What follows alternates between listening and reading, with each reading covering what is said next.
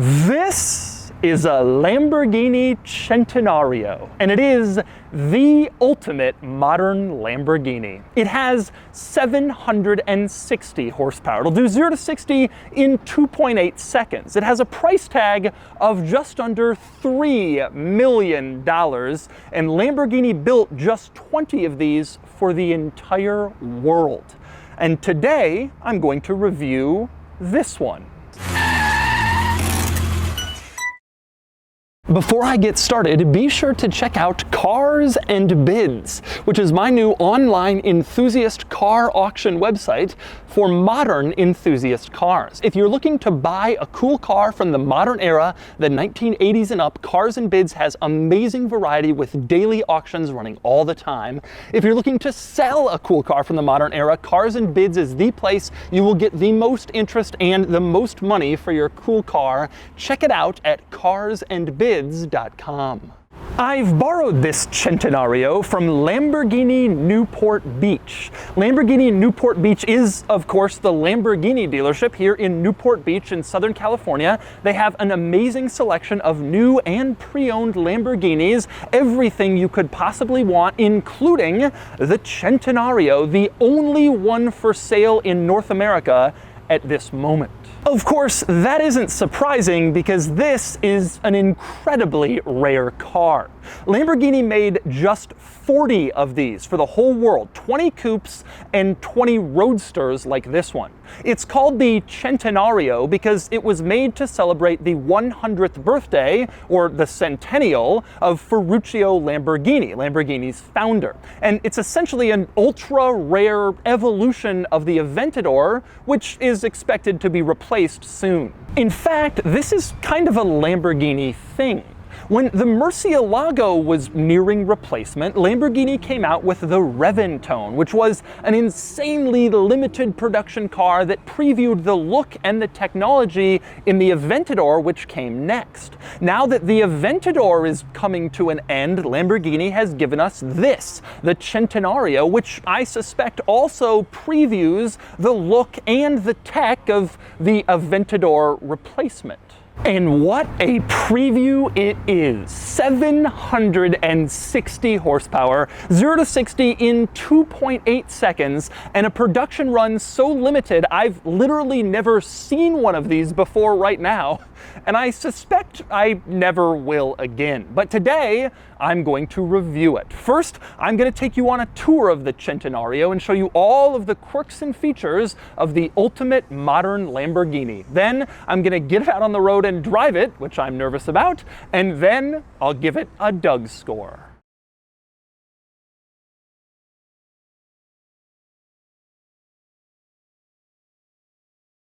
All right, I'm going to start the quirks and features of the Centenario with its most obvious feature, and that would be its styling. Now, like I said, I think this previews the next generation Lamborghini, the replacement for the Aventador. And I say this because Lamborghini did this before. They had the Murcielago, and at the end of its run, they did a very short production of the Reventone, which previewed what the Aventador ended up looking like. Now, they've done the same thing here at the end of the Aventador run. And I have to say, if this really does preview the next generation Lambo V12, I'm into it. I like it. I think this is a really cool looking car. Very striking, very special, and very bold. Precisely what you would want from a Lamborghini. It's a crazy, crazy design, but it fits perfectly with Lamborghini's image. But beyond the overall styling of this car, I want to point out a few interesting quirks and features on the outside, starting right here with this giant air intake. Absolutely massive, very obvious visual item when you look at the car, and you can see there's this like stair step of carbon fiber in front of it, and then air passes through and goes into the engine. You need a lot of air to get into this engine, and this air intake provides it. And next up, we have to talk rear diffuser, because it is absolutely gigantic. There are a few large things in the back of this car, but the diffuser is undoubtedly the largest. In fact, this is the largest rear diffuser ever installed on a production car. And you can tell just by looking at it, that seems pretty obviously true. It's massive. It basically takes up the entire rear of the car. No bumpers back here, no big space for a license plate, no grille, just a huge diffuser. But like I said, that isn't the only large thing back here. You also have the exhaust. Below the diffuser in the middle, you have a triple center exhaust. Looks very cool, very large compared to, well, normal cars. And of course, it makes a pretty cool sound. Take a listen.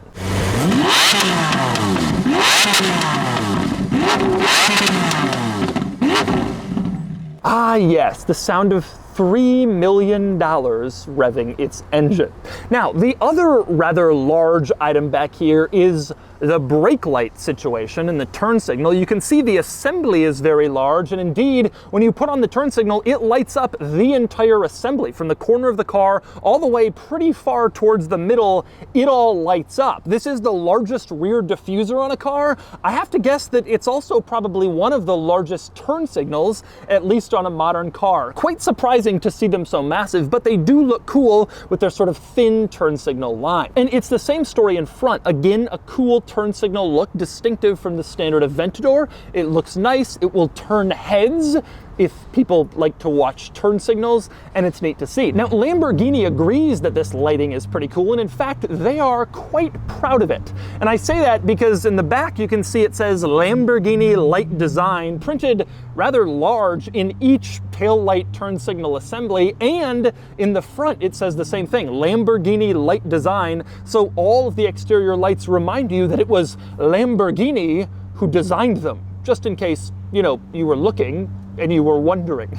And next up on the side of the Centenario, I want to talk wheels. I absolutely love the look of these wheels. The spokes have sort of this half carbon fiber look and carbon fiber around the center, and I just think they look really cool without being like too much or too showy or too aggressive. It's a really cool wheel design, and I like the carbon fiber integrated into there. Another cool thing I like on the side is the Centenario Badge, which you can see here behind the front window. Centenario with the Italian flag below it, but the coolest part is the little bull horns on the C and the O, the outside letters, so it looks a little like a bull. That is nice attention to detail and a reminder of Lamborghini's bull-oriented heritage. By the way, while I'm in this vicinity, I should mention that this car does not have a roof. And I don't mean it doesn't have one installed right now and it's in some box somewhere. I mean, it doesn't offer one. It's not available. There are no mounting points where you would latch it. It simply doesn't come with a roof from the factory. So you don't want to drive this car if a rainstorm is in the forecast. This is very much a Southern California focused car. Nice sunny days. Any sort of weather, you might get nervous about driving your $3 million roofless supercar. But anyway, on the outside, pretty much the only thing I don't like on this car is the white lettering on the tires. This is a new fad you see in like the tuner world, and I'm surprised that Lamborghini did it. It says P0 and Pirelli with little white lines. And strangely, even though these are Pirelli P0 tires, there was no attempt made to put the white P0 over the part on the tire that actually says P0. So it just doesn't really look all that good, and frankly, it kind of cheapens the outside of this car. My one complaint in terms of styling and design. Actually, that isn't quite the only thing I don't like on the outside of this car, but the next one is a little bit more functional. To get to it, I'm going to talk door opening. Now, to open the door in the Centenario, you put your hand into this little gap here, and there is an electronic door popper. You just pull it, and of course, it opens up a scissor door like a true Lamborghini. And you can see with the door open, it just looks cool. Exactly the drama you would expect from this vehicle. But you might be thinking, well, what if the battery dies? How do you open an electronic popper door if there's no electronics? And that leads us to the other thing I don't like on the outside of this car, this little panel here behind the door. It just sits there. And it turns out if you want to open the door manually, you put something in the back of this panel, this little hole, you pop off the panel, and then there is a manual door release in there so you can get inside the car. But when it's not in use, it just sort of sits there being an extra panel on the outside of this car. Doesn't really look all that good, especially for something you're probably rarely going to use. Kind of a shame that they had to do it like that. And next up, when you climb inside, the first thing you want to do is close the door, which is kind of interesting. To do so, there's no big door pull integrated into the door panel. Instead, you just pull this loop, which you can see is the same color as the exterior, which is a pretty cool little touch. Anyway, just pull it and it closes the door right up, no problem. Now, also on the door panel, you can see another item there is this storage pocket, which isn't your typical door storage pocket because it has holes in it, and it's Alcantara, and it has blue exterior color stitching.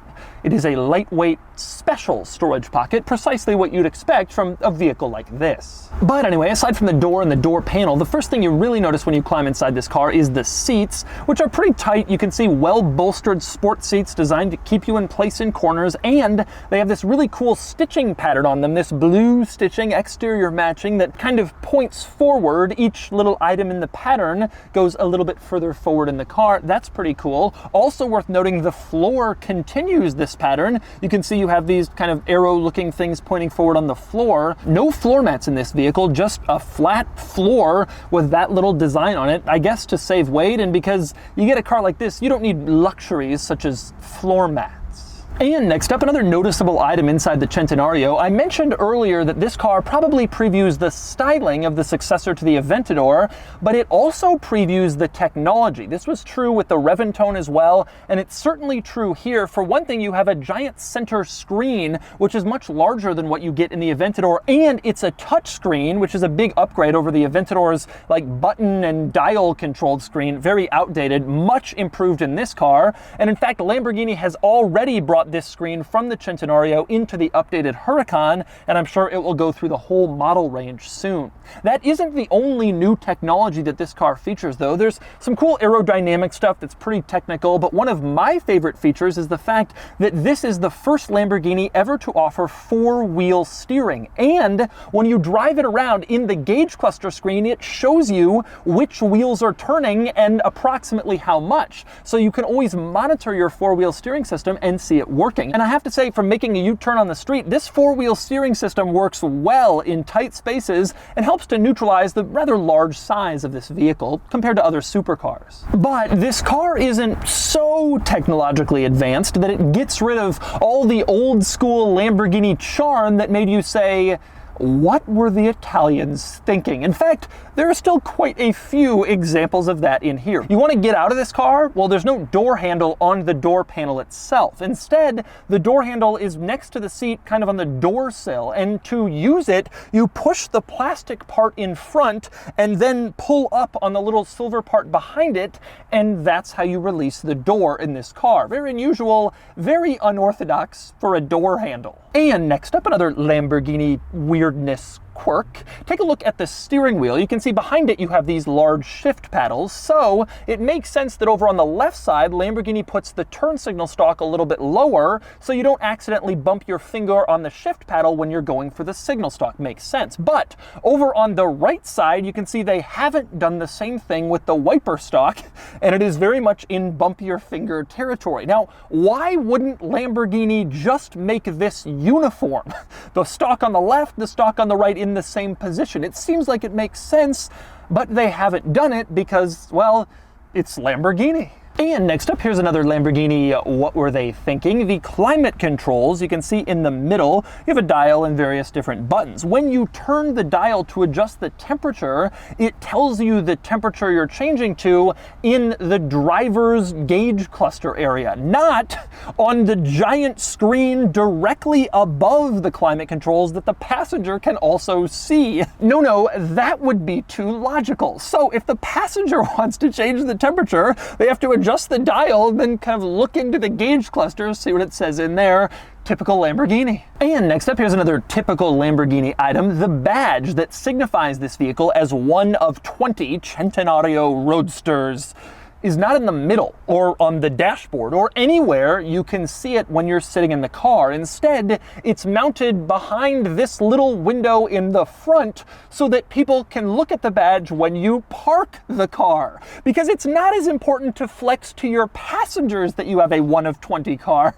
No, you can just explain that to them. It's important to flex when you park the car. And so Lamborghini places the badge there. Hey, at least they know their customers pretty well. But anyway, beyond the weird Lambo quirks, I'm going to show you around the rest of this interior, starting in the center with the drive modes. You can see they're labeled Strada, Sport, and Corsa. That would be Street, Sport, and Race. And you press these little arrow buttons on the end to switch between the drive modes, depending on what mode you want to be in.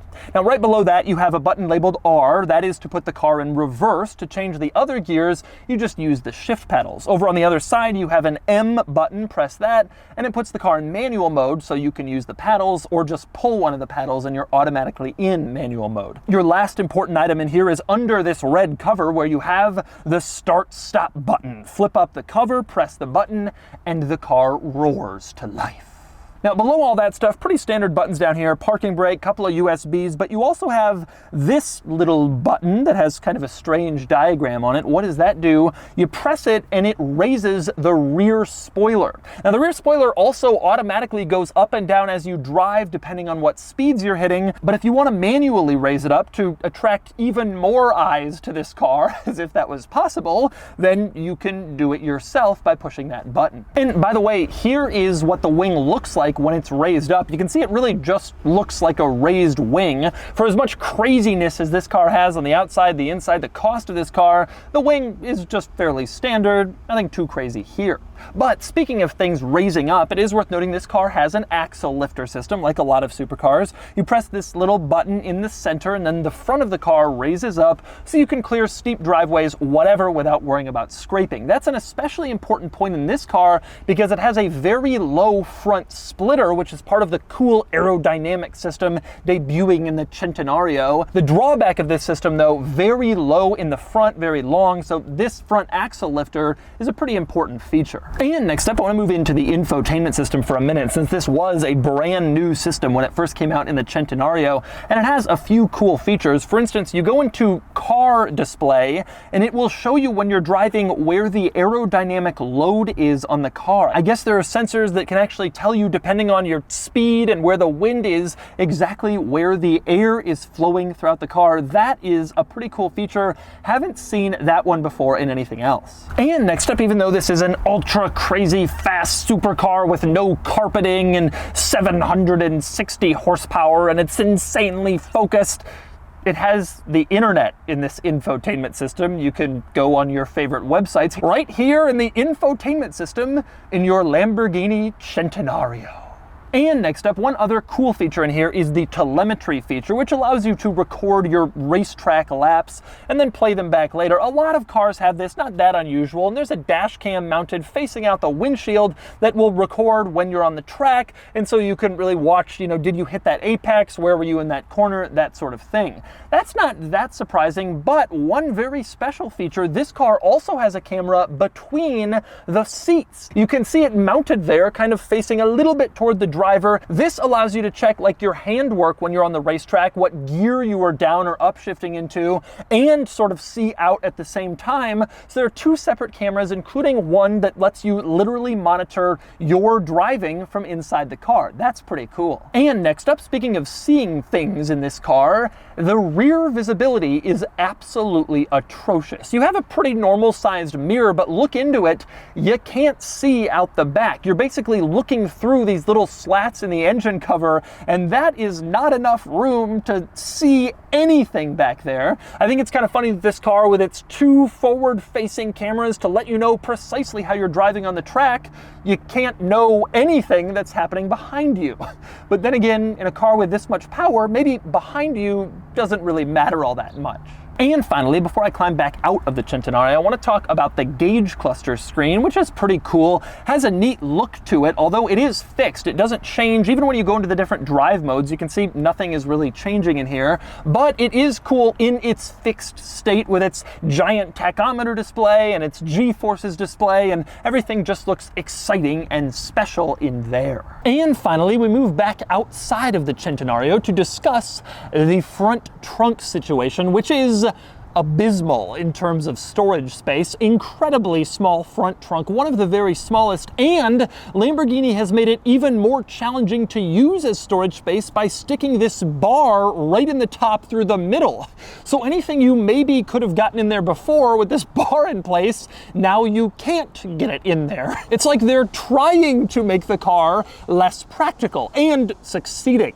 Actually, I think this bar is there for regulations. The government says that if your trunk is a certain size, you have to put in an emergency trunk release on the inside in case you kidnap someone. But some supercars get around that regulation by putting a bar through the center to split up the size of the trunk so they don't have to put in the emergency trunk release. And I think that's what's happening here. But the crazy part is just how small it is under here. The Aventador's trunk is double this size, and you can see it takes up this entire front area, but in the Centenario, no, a much smaller trunk. I'm sure there is a functional reason for it, but it makes the car just that much less practical. Kind of funny to see it. Now, unfortunately, this is the last thing I can open in this car because I can't access the engine, or at least I can't do it very easily. You can see this little keyhole on the top of the engine cover. There's one on the other side too. You have to unlock those, and then you can begin the process of opening up the engine cover. It's just a little bit difficult, but you can see the engine through the glass in back, and well, what you can see looks very, very cool. But they definitely go to some lengths to make sure you can't easily get back there unless you are qualified to be pawing around in your Centenario engine bay. And so those are the quirks and features of the Lamborghini Centenario. Now it's time to get it out on the road and see how it drives. All right, driving the famous Centenario.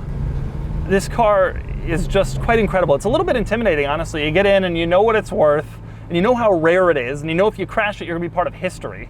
You know, I don't want to crash any car I review, but Aventador is replaceable. There's a bunch of them. This thing, so you got to be really careful, and I'm a little nervous every time I drive something really high value. So you get in this, the very first thing you realize when you start to drive it, especially at low speeds, is you have the transmission is slow. This is a concern about the Aventador as well. This has always been kind of a reality of this generation of car. Because the Aventador came out so early, it had, you know, the old school kind of single clutch transmission. It has been refined and it feels faster than it ever has, but it's not as fast as a dual clutch like what you get in a Huracan. And I suspect they'll refine it, give it a dual clutch for the next generation of this car. I will say the sense of occasion in this car is quite something. That's one thing the Aventador has always done incredibly well. The Centenario takes it up to a whole new level. It just looks insane in here. You know, you sit in a Ferrari 812, you could forget that you're in a really special car. In this car, there is no forgetting. You look around and it's like, this is the coolest thing that has ever existed. You have the matching blue all throughout this interior. The whole interior is made in a bizarre way to match the exterior with all the different angles and buttons and controls. This is just a crazy car inside and out. And I often get into cars that are crazy on the outside, but the inside doesn't really match. This isn't that. Surprisingly tame at a stoplight. You know, Lamborghini, when I think of Lamborghini flagship model, I think of very raucous, very loud Diablo Countach. But this car, at least at the stoplight, it actually feels, you know, reasonably acceptable. Not that I would say that this is something you'd want to drive every day.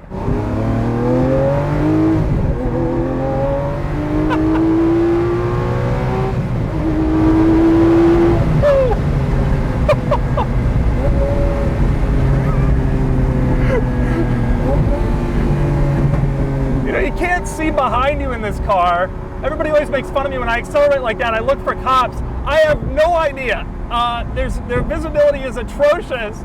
Just part of the fun of having an impractical Lamborghini. But I don't know anything about what's behind me. Man, the acceleration is unbelievable. The sound is unbelievable. The exhaust backfire, truly impressive. Oh, listen to that. This is just cool. And you know, the sad thing about this car, they built 40 of these. It's obviously a collector car, already worth more than it initially was. Nobody's gonna drive it like that. The people who buy this car are gonna get it, they're gonna do that twice, and they're gonna sock it away and earn money on it. Which, you know, that's a viable strategy. But it's just sad that the car will never really, no one's ever really going to use this at its full capacity, because it seems to have quite a capacity. You can tell that it changes directions very quickly. One of my complaints about this platform has always been it's a big, heavy car, which it is, compared to basically anything else. And the transmission makes it feel even a little bit bigger and heavier because it's just not immediate enough. But it still changes directions incredibly fast. The steering wheel, I mean, you pull it in an instant, the car is going in a different place, which is impressive given the car's size and heft. It really neutralizes its size, frankly. One thing that's always been interesting about this car, the windshield frame really comes low. So if you're tall, you can't see stoplights at all. But there is an impracticality to driving a V12 mid-engine Lambo. And there's less of one than there used to be. I mean, I reviewed the Countach, it's a ridiculous car. It's so impractical. This still has some of that built in though, and Lambo calls that character, and it really is. You don't want the car to be perfect. That's not the point of this. You want to suffer a little because it has to be less accessible than a normal person just gets in and drives it. That's part of what makes it cool. The Huracan is for the people who just want a Lambo. This thing is on a different plane. The downshifts are unbelievable, and when you downshift, you can hear a little bit of air getting sucked in. Listen to that. It's amazing, it's quite a sound. The car is remarkably stable. You know, another thing you don't really associate the Lambos with, and sort of, you know, the flagship V12, you think Diablo, it gets away from you, it's squirrely. Not this car. Even the Murcielago was a little bit kind of challenging. This car feels stable and good, and like you can drive at high speeds without realizing it, which I've just done. Lambo doesn't want you to daily drive this, that's the thing. Everybody always asks in these videos, well, can you drive it every day? That's not the purpose, especially this car. You want it to be a special occasion thing that is very, very unusual and special, so that when you do get in it, you have that amazing experience every time. Sitting in this car at a stoplight, you do feel a little nervous with other cars around. They have no clue. Here in Newport Beach, Orange County, Southern California, you see Lambos on the road all the time, and people are like, oh, just another Lambo. Well, they don't realize that if their foot slips off the accelerator, they're looking at an insurance claim that exceeds the value of their policy. But I know that, and so I'm terrified. I'm sitting in traffic next to a Corolla. That's one of the things ultimately that keeps people from driving these. They have to be pristine in order to maintain their value very well. And every time you take it out, you're nervous. Even if you have $1 zillion, you don't want to get, you know, destroy the car and mess it up. There's only 40 of these. This car is so cool. I just think it's one of the most special modern Lambos, and I'm hopeful that it does preview the next generation, because it really looks cool, and the interior is cool, and the tech is cool. And if this is the future of Lambo, then it's a future I'm ready for. I would say my only complaint would be, let's get the transmission improved to a dual clutch and kind of join all the other modern supercars. And so that's the Lamborghini Centenario. Almost $3 million, just 40 units built, 20 in each body style. The Lamborghini that makes other Lamborghinis seem as common as a Honda Civic. If you want power and performance and standout styling, you get an Aventador. If you want the ultimate modern Lamborghini, you get this. And now it's time to give the Centenario a DOUGSCORE.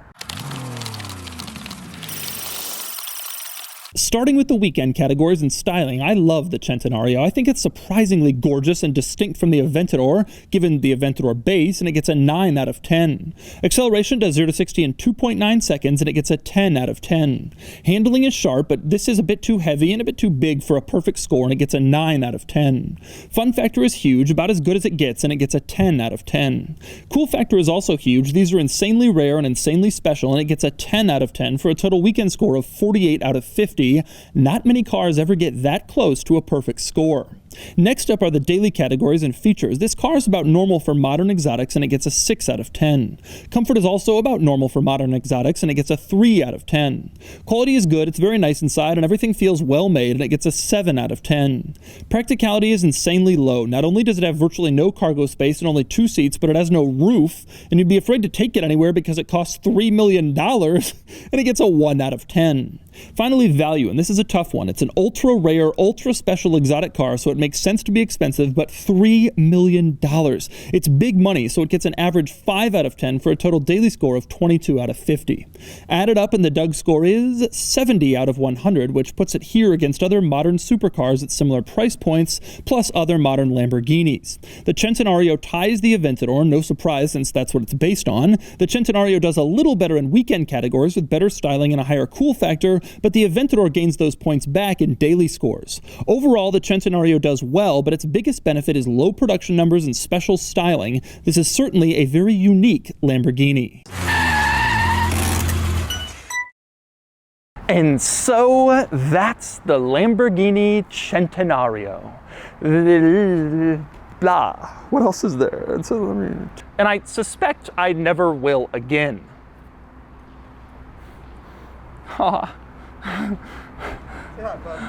Hey! Hi! Oh, you're so cute. You're the cutest dog ever. He's half Irish setter, half golden retriever. Oh, what a combo! Hi. And I drove the 911 out to Indiana to pick him up. Oh, no way. That's awesome. No floor mats in this vehicle, just